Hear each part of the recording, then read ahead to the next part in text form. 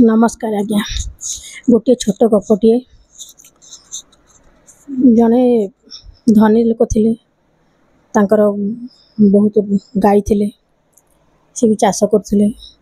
जहाँपर से गाई गोरु को किए संभाल किए चरईब गोटे पिला रखा से खबर देले गोटे पिलाटे रम कर पारिश्रमिक देवी किंतु ये खबर शुणिकी जड़े पिला आसला कहला मु आगे काम कर चाहूँगी आप मत कि कम बताते मुझे करी सेठू रामचंद्र जो धनी व्यक्ति जन थे रामचंद्र से कहले देख मोर गोटे कि परिश्रमी आउ सत्यवादी पिला जी सत कहते सत कथा कहूँ आ भल परिश्रम कर रखी कम सेठू कहले हो तेरे काम कौन कहतु कहली मोर गुड़ाई गाई अच्छी से गाई चरईब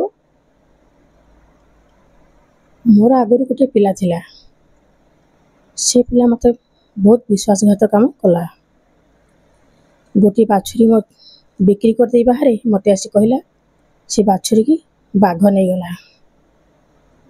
ये जंगल तो आदौ बाघ ही ना बाघ कौन नहीं जो कथा केमी विश्वास करता तेणु मोर सेमती अविश्वासी लोक ही दरकार ना सेठू पिले युवकटी कहला मुझे मो ना सत्यवान मु सत कथा ही कहे आपण मत थे कम दे देखु सेठू कहले हो ठीक अच्छे मुझे सका नहीं गाई गोरु को जंगल छाड़ी आसी तुम्हें जाओ से गाई गोरु को आनी आसब सत्यवान गला जाकर जंगल गाई गोरु चरईला संध्या बेलू से गाई गोरु धरिकी फेरला फेरी आसी कहला रामचंद्र को आसी कहला आज्ञा सबू गाई गुड़ाक कटी आनिली किसी असुविधा नहीं कि गोटे गाई आज्ञा आपणकर से मत बहुत नाकदम कर छाड़ा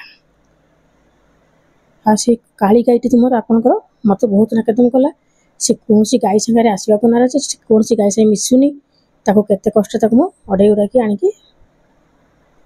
गाई गोटे पूरे सेठू ये आश्चर्य होगले तब